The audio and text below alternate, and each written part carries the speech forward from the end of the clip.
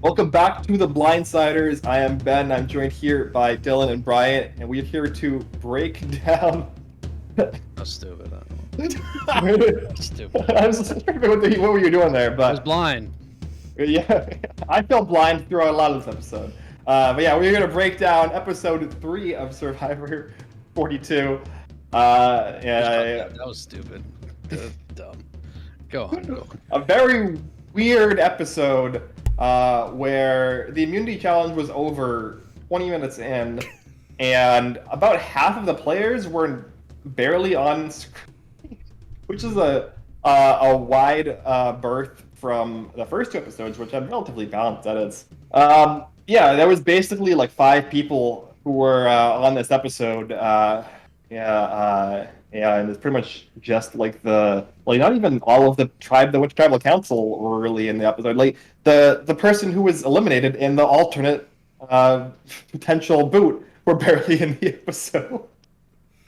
It was like basically the other 4 people, and then like Omar was in the episode, and we saw Marianne find the wear advantage. And that's pretty much it. Lydia in general, because I've been having this debate with my brother. My brother doesn't understand why I wanted Lydia to stay in, and he's like, she's had like 0 screen time. How are you even connected to her? And I thought that was a great point, because I've been her constant Twitter follower. Yeah. I have like her alerts on, so I feel like I know her. And when he said that, I'm like, shit, he's kind of right. Like, she's barely been on screen in this show. Yeah, I was gonna say he must not have a Twitter because she's very funny on Twitter. So Yeah. I think he was really pulling for the other end of this vote tonight. But great episode in my opinion. Even with the minimize the screen time for a lot of other people, I think we're the ball keeps rolling for this season. And I think we also got maybe like the greatest challenge performance of all time in this episode. So like this is really like this season just keeps going. I love it. mhm. Yeah, no, I think definitely the best episode that we are like covering from the 2 seasons we've covered. As you said, shout out Jonathan. Man, not since like James in Micronesia, like breaking the challenge where you had to like carry people on those long poles, have we seen such a dominant challenge performance to the point where like he willed his team to victory and the other tribes could not even complete that aspect of the challenge. White literally threw the team on his back. Mhm. Yep. Yeah. Amazing stuff. Yeah. Literally swimming backwards, picking up his tribe mates and hucking them forward. Although Man. unfortunately, I think maybe he's now also solidifying himself as the easiest merge boot of all time. Oh, yeah, the Oh, yeah. second he walked on the beach No for matter Survivor. So you're matter- back. You're going back. back. You're like because Come now here. he's in that, in my opinion, he's in that category now where he's just too good of a player. I think he's reaching like more so Joe than Malcolm, but he's reaching like Joe types levels of where like if he's not stopped before, if you don't stop him early enough, he may just go all the way. And I think that regardless of how strong his social game is, I think he's just too good of a player now on the physical. So if he somehow wins his way in, I think that's the only way I can see him winning now is if he wins out, because it's crazy the things that he's doing with the rest of this cast on that beach. It's just, that's like, if I was on there, I for sure would vote him out as soon as I could, right at the merge. Yeah, I mean, he's definitely like he's probably not built for some of the post merge challenges, not just puzzles, but again, the triangle thing weighs heavy on my mind. But a lot of the post merge challenges include like keeping your balance, holding yourself up on like a pole, stuff like that, where I don't think he's, you mentioned Joe and like Ozzy, they have like the perfect body types for these post merge Finesse. challenges, and they both like also happen to be very good at puzzles, so that's how they kind of were able to go on their runs. But anything to do that, like, if we're gonna be running up ladders, down water slides, digging through sand, he's gonna smoke everybody in those aspects of individual challenges. Yeah, or just any swimming stuff. It seems like he's just like by far the best swimmer in the cast, and it's not even like he's not really like a close second. I think that's the craziest part too, is that like he basically was the only one to technically finish and get out of the water from his team. He carried the rest of his team out of the water. Yeah. And the fact that nobody else was able to do it, we didn't get much time with them this episode, but what's blue team again? Ika, with my guy Roxroy, I completely forgot about him and Dre until they showed them arguing in the water, which is on par for how their relationship has gone so far. So that's it's just insane to see just how physically tiers above he is. It's crazy. I do think that in this particular instance, because let's be honest here, this challenge was not well organized, not well timed in terms of the time of day or the time of tide they chose to do this. Not well designed overall in terms of like carrying a ladder underwater is like super dangerous when it's not like very calm waters in general. But I think his height in this particular challenge also helped him significantly because he was like one of the only people in the shallower waters to be able to actually keep his head above the water. Whereas you saw the other tribes, the reason they stopped the challenge, in my eyes, is because they were barely able to like keep their heads above the water while they were trying to complete the latter part of the task. And then like the swells were so high. Yeah, it was just not good. Now, since you guys have seen more than I have you seen waters that bad on Survivor?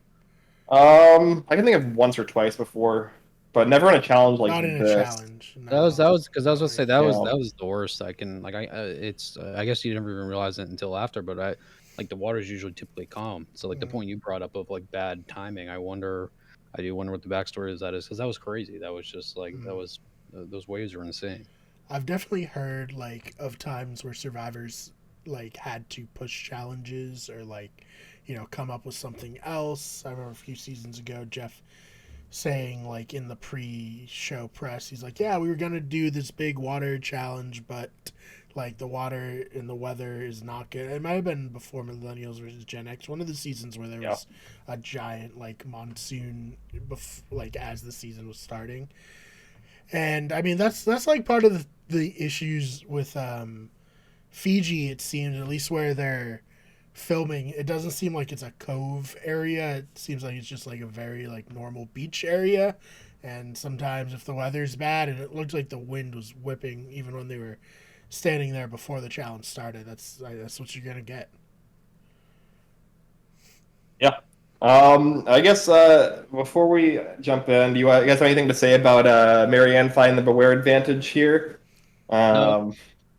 Other than just another person just immediately giving away their advantage too. It's just I don't understand the need. Like I guess like we said, Brian, you said last week, just the ability to try to gain trust. But like I feel like it's more useful when you try to gain trust with one person than your entire tribe. Yeah. So it's crazy to see that everyone now knows like who has what. Yeah. Especially after tonight, now everyone now knows who has what.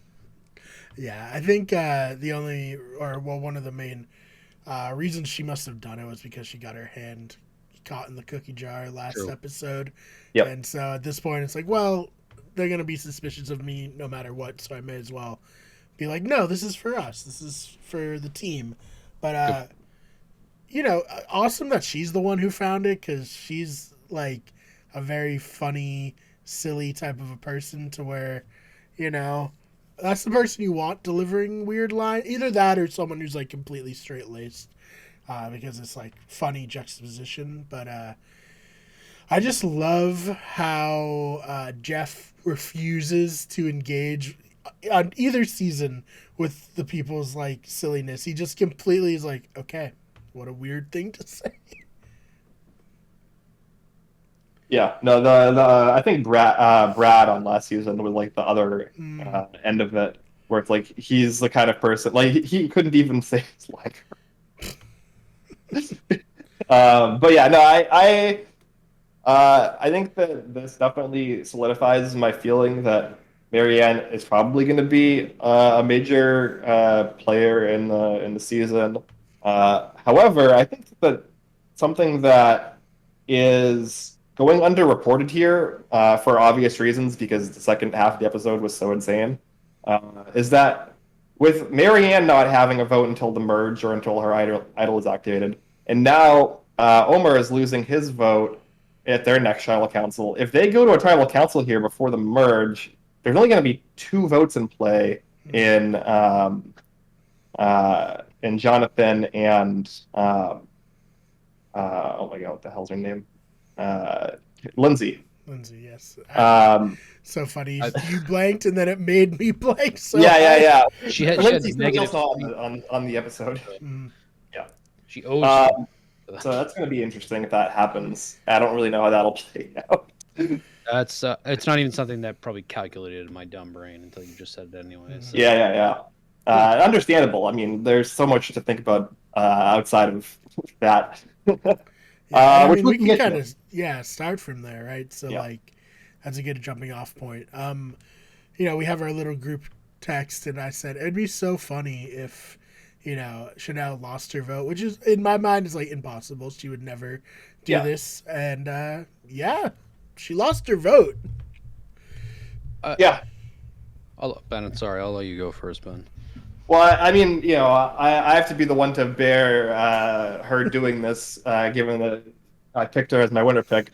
But I saw on Reddit before we got on here, like the SpongeBob meme with Patrick and the license, where it's like, so you shouldn't risk your vote tonight. Yep, makes sense. Okay, so you're going to play it safe. No, I can't play it safe. It's like, oh, wait, excuse me? I don't get it because I was like listening to that part and it made me unfortunately it's meta. I was a little behind you guys, but I saw your text about it'd be crazy if she loses her vote. And I'm sitting there and she's having the conversation. I'm like, there's 0% chance that she risks her vote. That wouldn't make any sense. The conversation they just had led me to believe they're either both going to play it safe or Omar's clearly going to risk his vote if he should. Yeah. Crazy, stupid, dumb, all like everything above. Like when the certain event happened today at Tribal, if that didn't happen and things went the way they did, I'd probably be a little harder on her. But I do think that there's a bit of a snake in the grass over here. On the tribe. So very, very crazy. Clearly some sort of miscommunication on her part, surely, because she said not a minute before that, I can't afford to risk my vote. It doesn't get more than that.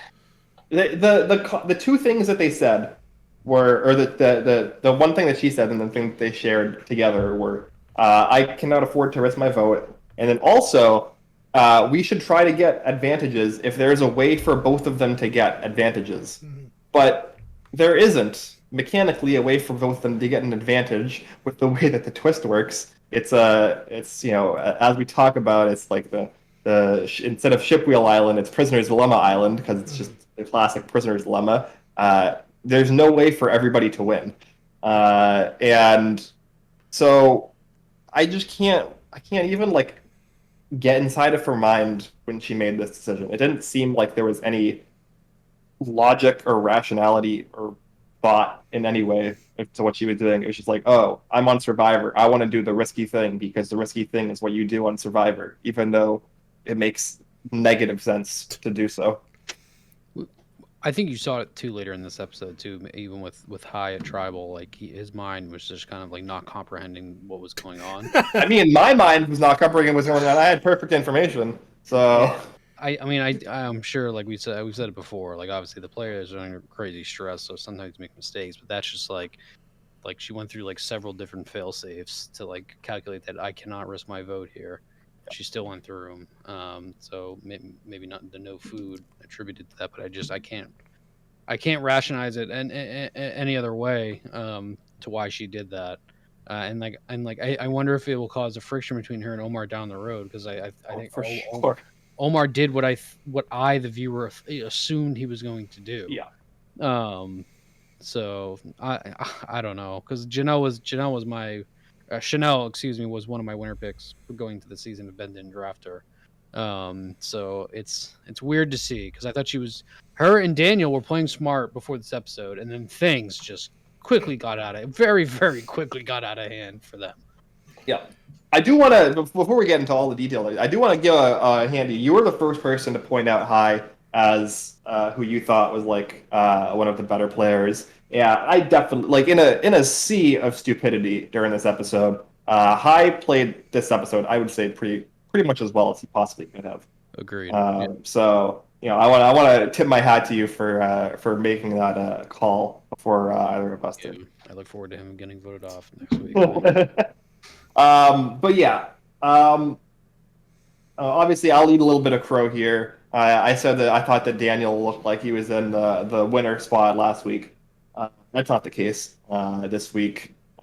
From even before the immunity challenge, this entire episode was just Daniel being like a neurotic mess from top to bottom, and like a self-aware neurotic mess, but it doesn't really help if you don't like address the issue with your self-awareness. Like if you don't use your self-awareness to not be outwardly neurotic. Too self-aware. Yeah. Yeah, he just some people just aren't built for it, you know? Yeah. You think you are, and then you get out there and you're just not ready for what it entails. And I think at this moment in time, anyways, who knows if Daniel will become, ready for it, but he's not ready for what Survivor entails, because I would imagine it's just, he says it's 24/7 paranoia. Yes, but like if you give into that and like let yourself spiral out, there's no way you could possibly be effective at strategy or game planning. Yeah. I guess I'm also not fully sold on why he was sticking to Mike and Jenny either, because it does. I mean, maybe Chanel was more the driving factor in that, because she did obviously seem pretty solid sticking with them, and I guess it goes back to them knowing that Mike has this advantage, which is maybe the driving force of keeping him in there. But So I guess is there anything else to cover before Tribal after the? Well, I'll just say I think for me, because I actually said it to Ben before too, those two, Jenny and Mike, would be my preferred alliance partners, because Jenny seems like smart but loyal. Mike, seems like a very loyal. Not saying he's like dumb, but like he's not someone who seems at face value like a strategist, someone who I feel like I'd be able to influence, Yeah. And Hai and Lydia, Hai, like, you just hear him talk. He's a data scientist. Like, he's someone you meet and you're like, oh, this guy is way fucking smarter than I am. Like, I'm not going to be able to outfox him if it comes down to it. So I need to just, like, get rid of him by numbers, where he can't potentially backstab me. And then Lydia seems like the type of person who's very, like, independently minded and might not go with me because she just doesn't feel like it. So I agree with the inclination to go with Mike and Jenny as the safer option. I don't know if you guys agree with that read. I agree. I think that also Daniel, like, they haven't voted yet, right? Mm-hmm. The only evidence that they have at this point is Daniel has demonstrated that he has been able to control Mike to a certain degree. Like, obviously, like, you can tell with Mike's facial expressions and the way that he's interacting socially with Daniel that he's not super pleased with what's going on, but he's still going along with it. He's still doing what Daniel's telling him to do. He's not saying the phrase at the challenge, which is what Daniel told him to do. He's bending over backwards to give Daniel all of this information for basically no reason, just because Daniel is neurotic and is asking him to over and over again. He, like, put himself into a spot where Daniel, like, almost lost the idol. Unbelievable. So if I'm Daniel, like, maybe Mike gets sick of this, situation at some point. But right now, it seemed like Mike is controllable, Jenny is malleable, and the other two, like you said, are way more likely to be, to turn on you or to like make decisions that are counter to what you want in the short term. Mhm. You gotta in Survivor, you gotta make everyone think that your plan is their idea, and I just feel like it'd be way harder to do with Hai and Lydia. Yeah, he's succeeded in doing that with Mike to a degree. Yeah. The other, I guess the other dumb thing. So like that makes sense. Because I also like I'm like I keep forgetting that Mike revealed his idol to everyone once again. Everyone's just telling everyone. Chanel's plan to split 2 and 2 made no sense. Made no sense. It was in with the like information available to her where she's like, okay, there's a chance I don't have a vote. This is like the only move that guarantees it can do it. But he's too smart. He sniffed it immediately. He's like, no, there's something off about her right now. This is not, the Chanel that I'm used to interacting with. Like, she's lying to me. Because in what situation would you go 2 and 2 when everybody knows? I think everybody knows that Mike doesn't have a vote. Does everybody know?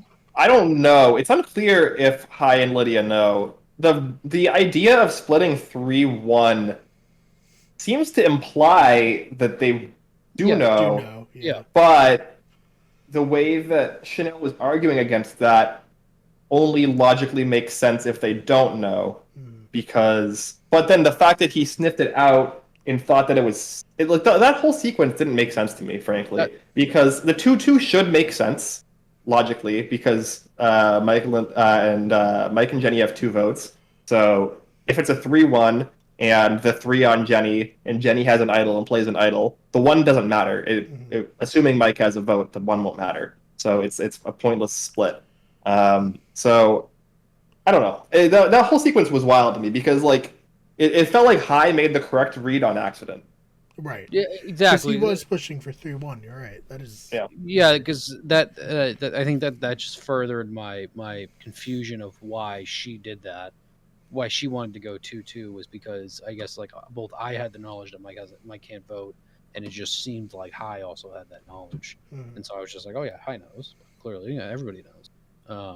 But the thing is, though, there's no need to split. Like the 2-2 split just seems like a correction in normal logic, even outside of the deception they were trying to do. Because if it was a 3-1 split, they could still get one of Lydia or Hai to be the 1, and their votes will still be different, right? They could just be like, okay, that makes sense. Lydia, you put your 1 on Mike. Yeah, because then it accomplishes the same thing. Yeah, because if you tie, you go to the revote and you have the majority in the tie. Yeah. So I don't know. It was weird. It didn't make sense to me, at least. None of it made sense. To me, I'm still confused. Yeah. All right. I guess we can move to Tribal Council. And the next sequence of things that people were doing that didn't make sense and were bad and dumb. Yeah, it's Daniel just showing his cards for no reason. Right away. I don't get it. Who do you trust? Oh, I'm gonna say Mike first, and then Chanel, and then my mom, and then Jeff Probst, and then my pastor, and then my neighbor, and then my sister's dog, and then maybe 12th on the list we get to Hai.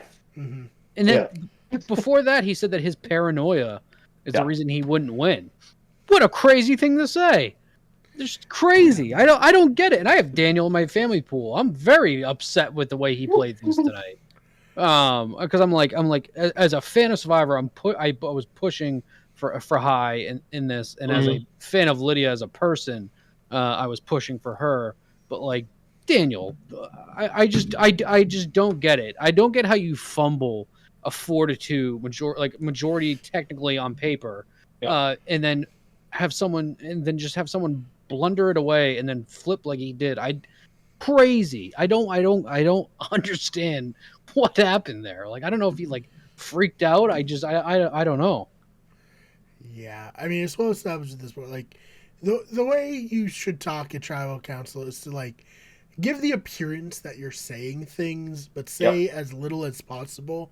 And then also like make an attempt to say things that, given the information you've given to people, it will like they'll fill in the blanks with like, oh yeah, Daniel's saying this because he, so in that sense, he should have, easily could have been like, I'm lucky that the people that I trust on this tribe are very good at like calming me down, and they know who I am, and I know who that type of thing, or like even just name, hi, like it's not tough, but to just straight up name the person like in the opposite alliance is so sus and like just so bad. Yeah, I think. Go ahead, Ben. Yeah, I mean, no, that's exactly. And then following that up with Chanel saying Lydia out loud, whispering to Daniel like across the tribal council. Why? Why is this happening?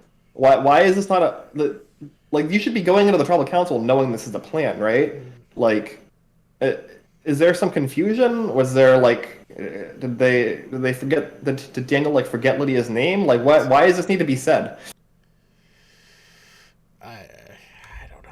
I think it's because Chanel filled them in that she didn't have, that she may not have a vote, right? Didn't she? She filled them in before that. So I think the only reason he decided to do this was because, and he said it before too, that he may end up being like forced to go a different way that he didn't want to go, which obviously, of course, ended up happening through only his fault.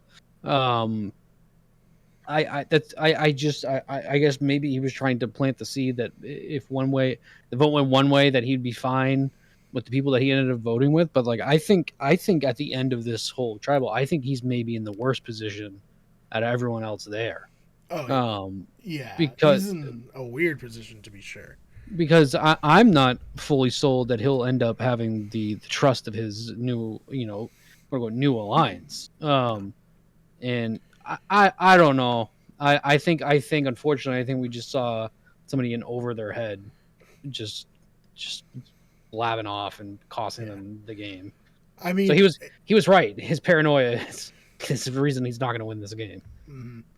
I mean, it's so easy right now for Hai and Lydia to go to Chanel and be like, I don't know what Daniel was doing. Daniel lied to me. He threw you under the bus.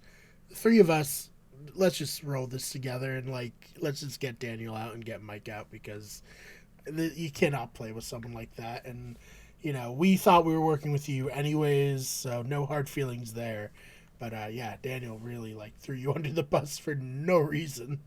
And then she, to her credit, she never named who she wanted to vote for. No, because I think she sniffed out what he was doing, and that's the whole thing. Him saying that he was using his vote for Chanel, that made no sense. That made no sense. So like, he's basically saying that he was going along with that alliance anyways. Well, like I was just going to use her vote to say it was hers instead of mine. Like that made no sense. That was stupid too. Little Daniel. But yeah, let's move to that, I guess, because just to set that up, I think clearly is being at least shown to have sniffed out this plan and that he's kind of being duped here. Potentially, presumably, changes his vote from Mike to Jenny to try to head off what he sees coming, and causes a tie. We re-vote. There's only 2 votes now because Mike and Chanel can't vote. Another tie. We move to a rocks conversation here, and Jeff clarifies, Mike and Chanel, you have to tell them that you didn't vote. Yeah. We didn't think this through. This doesn't mechanically really work. So you kind of just have to out yourself now and then figure it out later. And the only people who will matter are Hai and Daniel. But if Hai and Daniel stay locked in, then not only are they drawing rocks, Mike and Chanel are also still drawing rocks, even though they have no power. Yeah. And so Daniel here immediately is like, I don't want to draw rocks. I'm going to do anything I can to draw rocks. You're giving away all of your life. Yeah. Immediately. Why? Listen, like, in a rock draw, the only way you can play it really is to look like the person in the opposite end in the eye Yeah. and be like, I am going to rocks. You decide if you want to do that or not, because I'm locked in. And that honestly, like when people panic, that's when these things go wrong. But Mhm. like he should have just flipped on the revote if he was gonna back down from rocks. There's no point. Yeah. There's no point in going to like this. I He think I screwed up his game so much worse than he would have if he just flipped on the revote. I think he was banking on their like faux majority here to intimidate High into flipping to Jenny. Yeah, that makes sense. Because that's the only other like, and I think that's why High deserves all the praise here. Is High took his minority and strong armed the only piece that the majority had left, Mhm. and just flipped the whole game. Like that was masterful, because like it was very easy to panic in that situation here in Rocks, but in like his rationale, which was I'm sure most people's rationale, was that like if High votes against Lydia here, he's on paper the next one that's Mhm. going to be voted out. So why not take the 75% chance of staying, 25% chance of going home, and I also get to hold my alliance with Lydia if I stay anyway. So High did everything 100% correct. I will say I thought he was gonna fucking pass out during that tribal. The way that he was looking, between like them bringing up the food and the rice a lot, I was like, he's gonna fucking pass out. We're gonna get a medevac. That's why there's 10 minutes left in this episode. So I'm glad it didn't come down to that. But yeah, Daniel, like I said, I think we're seeing someone folding under pressure and just playing a very bad game. Mhm. And now he's going to be the one that just no one's going to be able to trust him at this point. I don't know how High or Lydia could. I mean, and let's be honest, like High, there's no other move in this. Like he has to be like, yeah, I'm going to rocks. Like, I'm sorry, guys, this is not. I because like best case scenario, he just gets voted off next time they go to tribal. So there's like, yeah, okay, going out on day 7 to rocks sucks a lot, but like you can't, win the game if you're not in the game, and you may as well not be in the game if he's, getting rid of Lydia. Yep, I agree. 75% is pretty good odds too. Yep. Oh, yeah. It's Take like that every day. it's like the power advantage roll of die, which basically is what it was at that point. Sorry, you're hearing my old ass fucking pipes cracking up ahead. No worries. So yeah, I not to continue to pat myself on the old back, on my own back, but I knew High was going to be a player. So, and as I was explaining to my brother too, it was the exact thing I just said, and like what you said, Brian. He literally had no other choice, because if he does this, he's fighting an uphill battle. We've seen it happen dozens of times before, of people going with the majority vote here, even knowing they're the one that's going to be down, and talking their way out of it eventually. But like this is the tribe's very first tribal. There's a very, very obvious, at least 3 that's going to be left. Voting against Lydia there was essentially voting him out next, and I don't know how it can be really interpreted any other way. Yeah, I loved it too. I just like, God, this is the best case scenario of all these stupid twists, is like forcing, because otherwise this is just a 4-2 vote. That's it, very straightforward. Okay, the 4-person majority will vote off the 2, but hey, people losing their votes off while finding idols and going on Shipwreck Island, it's compelling. It's living up to the promise that we got for this new era of Survivor.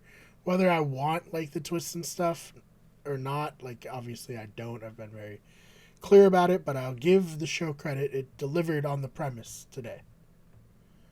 Yeah, no, for sure. I mean, like this is kind of like what we talk about with these twists too. Is like a lot of it is just like throwing stuff at a wall, and eventually eventually it's going to work out. And like it's like monkeys on typewriters, infinite monkeys on infinite typewriters, right? Like eventually, like we saw this also in David vs. Goliath, for instance, where in the majority of cases on that season, the twists ended up working out in a narratively pleasing favor. it wasn't necessarily that the twists were good, on balance or like in a vacuum. It's just that the scenarios that happened to come about from the twists in those circumstances were good. And it definitely required a lot of misplaying by multiple players for it to get to the point of being compelling as well. So it's not just the twists; it's also the players in the cast playing well and playing poorly. Yes.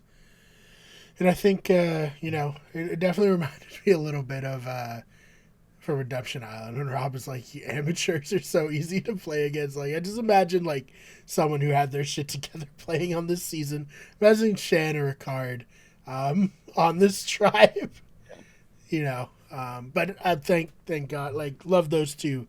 But thank God we don't have players like that on this tribe this season because this is great. Yeah, instead we have Chanel, who has a very unfortunate confessional where she's like, "Man, I might not have a vote, but I don't need a vote. I'm able to socially control what happens without one." Cut to her doing literally failing to do that and having the exact opposite happen. It was good stuff. I mean, I don't have much more to say about it. Just like I've said, this was the best episode we've covered so far. I guess what I can say is what we didn't see is I am curious what's going to go on with Ika Blue Tribe over there. I think just from that challenge, I think Drea is a no nonsense gal, and I think that Roxroy is also going to be a someone that's just not going to take shit. So I think that that's going to potentially be a fun try that hopefully maybe we get more of next episode. I also feel like we're probably getting close to a shakeup too. I wonder if they'll go. I don't know if they'll split again before like just a full merge, but I feel like something has to give soon. Because what do we have? Do we have one more idol that needs the activation idol that needs to be found for Ika, or not Ika? Yes, for Ika. Oh, so we're waiting on fucking what's her name to find it, right? Because we know she's gonna find it. Drea? Yes. Yeah. No, not probably. Dre. Or Tori. Tori. Yes. Oh, Tori. From the preview, it seems. But Oh, I'm honestly yeah. of How the. is that the?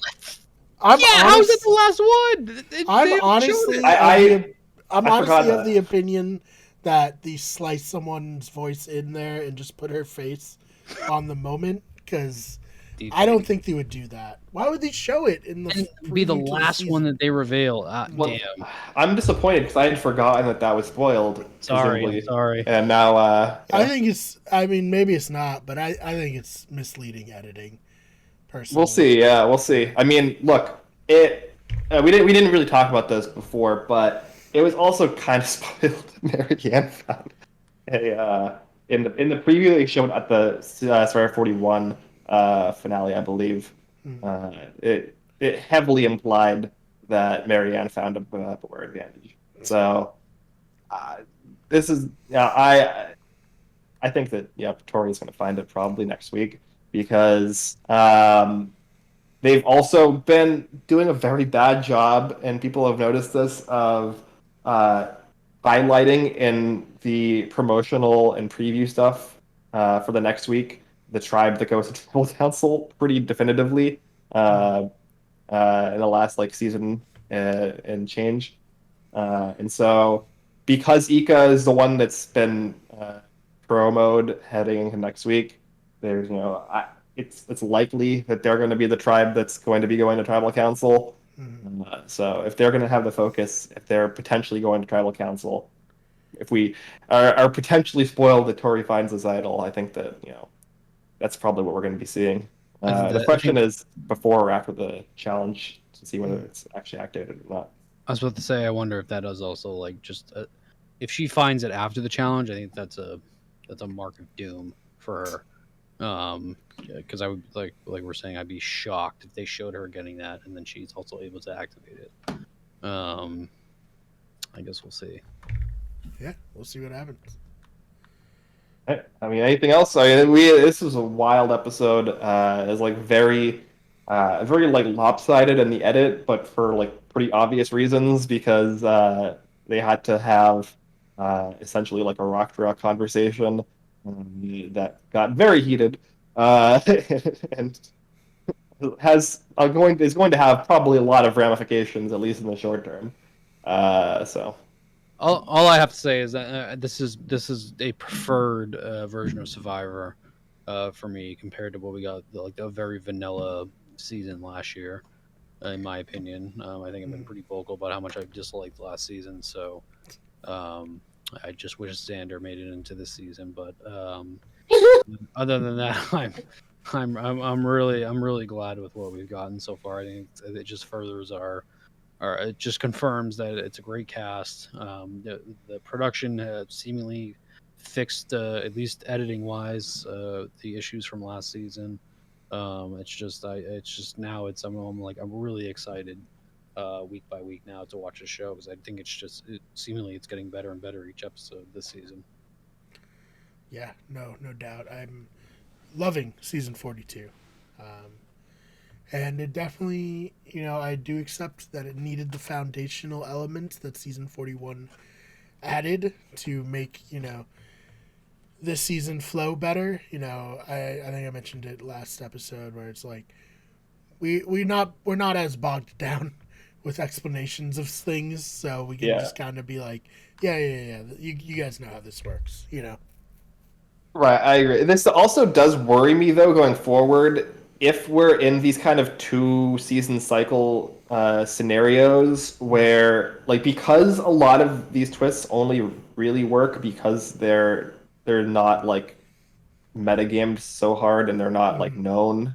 I assume they're going to change up a lot of this stuff headed into 43, which makes me worried that we'll end up in a cycle of like, oh, the odd seasons are going to be the ones that are bogged down with like 10-minute diatribes about how the twists work so that the even numbered seasons can actually flow in a good capacity because we already know how the twists work. I mean, yeah, probably. Yeah. I will say another thing I do want to say before we go though is that I think that Jenny is much better of a player than what will reflect on her record of being voted off this early. I think that she just got she drew almost literally the bad card in a shitty deck here, and I'm not blaming the advantages or anything like that because I think that created this very compelling scenario of what was going on, but. I think that I think she would be a very very easy second chance votee because I think that I was high on Jenny going into this, so it does suck, but she was it was her literally a chlamydia, and I obviously am a chlamydia-nator or whatever she calls them. So I am glad it went this way, but Jenny does deserve better, so I hope she gets another shot soon.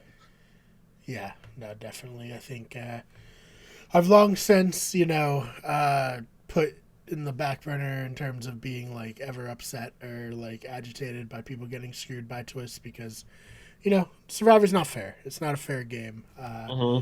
So, but I agree. I think she had more to give that she, could have given had the game not thrown these very strange twists into it this season and last season.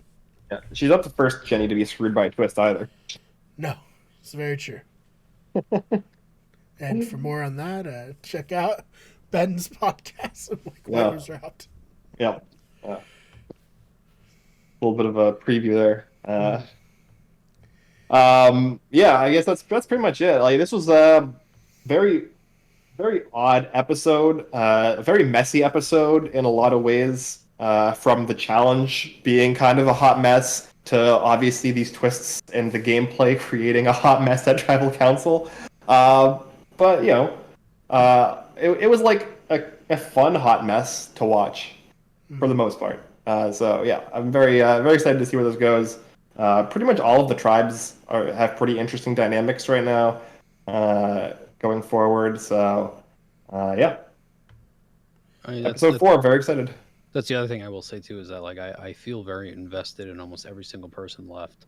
Yeah. Like it's down to the point where I am like even tonight I was nervous because I didn't want Lydia to go, but I feel like every single vote from here on out it's going to be kind of bittersweet because it's going to be someone that I do like, and I think that makes this all the much better. You know what I mean? So another just thumbs up to 42. Yeah, really looking forward to the fallout and Mike's reaction to Daniel's performance at Tribal Council. And That should Chanel. be very fun. Yeah, Chanel too. Yeah. But Mike was already on his last thread Yeah. with Daniel. It's like the amount of bullshit you put me through to do that. Yeah, that's gonna be awesome. Yeah. Oh man! So should we plug your social medias? Yeah. All right, Go ahead, Dylan, you Dylan. wanna- To do it, yeah. So I will say that I can now reveal my surprise from last week. Now that I Yes. talked to Brian and the legal of Wicked Good Everything, that The Brian legal and I will- team had to look over Yep. everything, make sure all the I's are dotted, T's are crossed. All that. Yep, I basically pulled a high and told him I'm willing to, play Russian roulette to decide what goes on with this podcast. So Brian and I will be bringing back a Wicked Good show as more of just Yes. like a bullshitter, not necessarily just pure movies and TV, just kind of like a life movie, TV, pop culture podcast. We're hoping to get some Ben on there whenever he's available. So we're going to do that. So some more content for the listeners out there. I know that there are dozens of you. Other than that, you can find me on Twitter at DJ Clubberlang with 2 B's. Other than that, I don't want you to follow me on anything else, but make sure you follow Wicked Good Everything on everything. Obviously, continue to follow Blindsiders. If you're not subscribed to Wicked Good Show, subscribe to it. We're going to be on Spotify after because Brian is a great producer. He's got us a great deal. We're a Joe Rogan level deal. So Yeah. looking forward to that. There was literally an employee that walked out when they heard that we were going to be on there, so that's cool. I can handle Joe Rogan's anti-vax stuff, but I draw the line on Wicked Good Show Yes. being platformed on Spotify without an exclusive deal. Yes, Brian was at the Capitol promoting our podcast, so that's cool. Other than that, no, just keep supporting us and make sure you follow and like everything. And shout out Brian Wong, who 0% chance of listening to this podcast right now. Oh man, yeah. You can follow me on Twitter at @theFakeBMar. That's BMARR. Like Dylan said, subscribe to Wicked Good Show. Obviously, this channel, Better Radio. I'm usually on Wicked Good Sports a lot. I've been very busy the last few weeks, so it hasn't been as much as possible. But hey, the Dolphins might actually be fucking good next year, so I might be making more videos.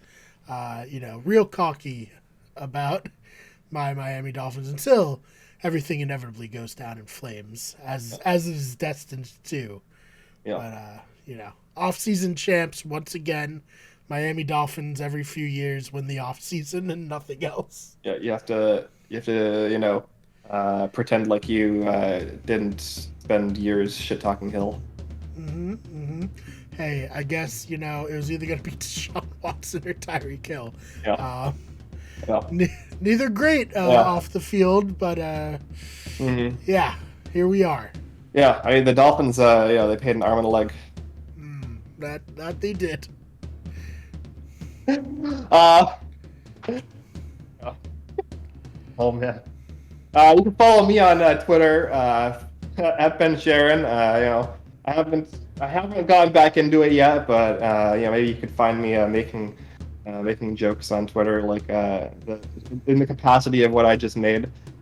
Otherwise, you can follow the main channel on Twitter at WG Everything. You can follow the channel on YouTube, Twitch, TikTok, and Instagram, and Facebook at Wicked Good Everything.